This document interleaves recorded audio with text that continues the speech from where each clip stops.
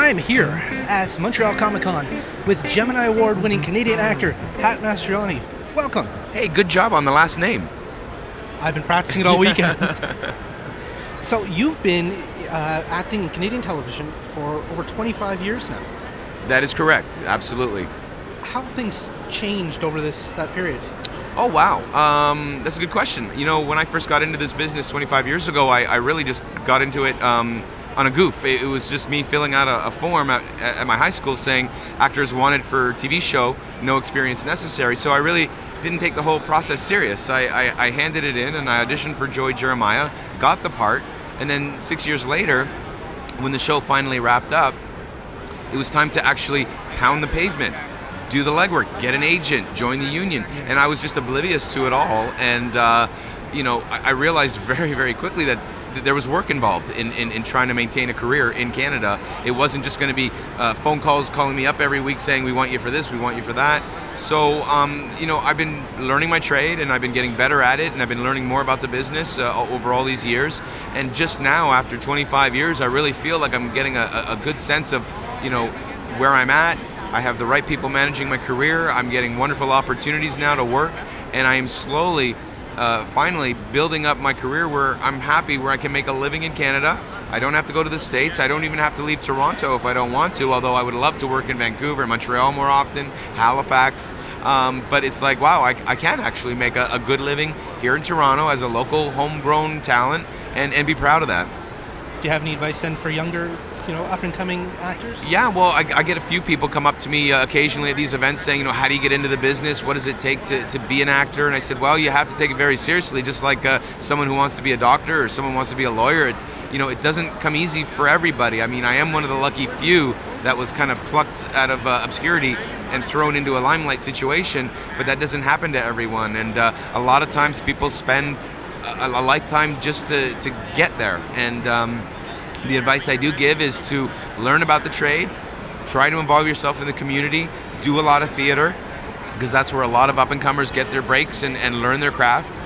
If you can go to school for it, like university, here in Montreal you have one of the biggest and best schools for film and television theater.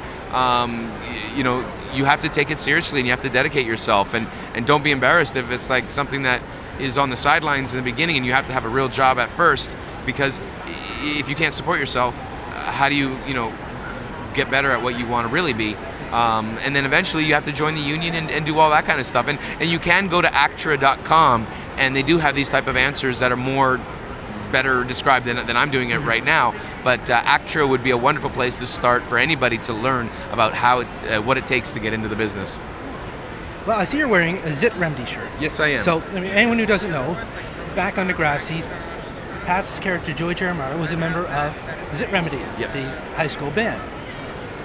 The infamous band that only knew one song and never made it, but you know, that was the one thing I think that a lot of people enjoyed about those three guys in that band, was that no matter how bad they were as a group, they still believed that they were going to be rock stars. And I think everybody growing up wanted to be a star, wanted to be in a band, wanted to be famous, and they could relate to us, because who doesn't want to be famous? Well, compared to Joey, how are you musically wise? Oh my gosh, I have absolutely no ounce, not 1 ounce of talent when it comes to music. My mom forced me to take organ lessons growing up, and unfortunately I never retained any of it.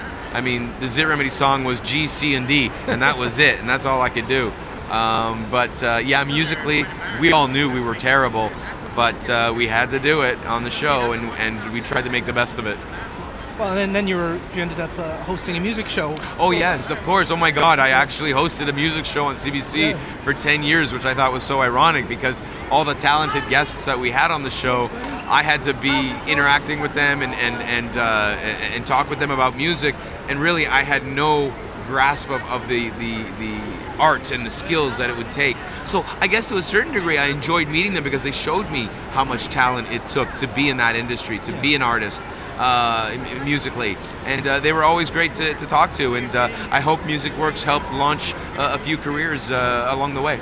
Oh, there's still a few bands that were on there that I'm still listening to. I mean, excellent. So, Montreal Comiccon, we've got conventions like this popping up all over North America. Yep. Why do you think it is? Why do you think the popularity of this Well, you know what? I mean, I remember when I was 15, 16 years old, and I went to my first comic convention, but they weren't called conventions. They were either in church basements, in a community center, a high school gymnasium, an ice arena that had been, covered, and it was literally maybe 10 to 20 dealers set up with little booths. Never like this, never costumes, never the kind of celebrities and guests that we see today. It was literally like a garage sale for dealers to come and get rid of some of their overstock.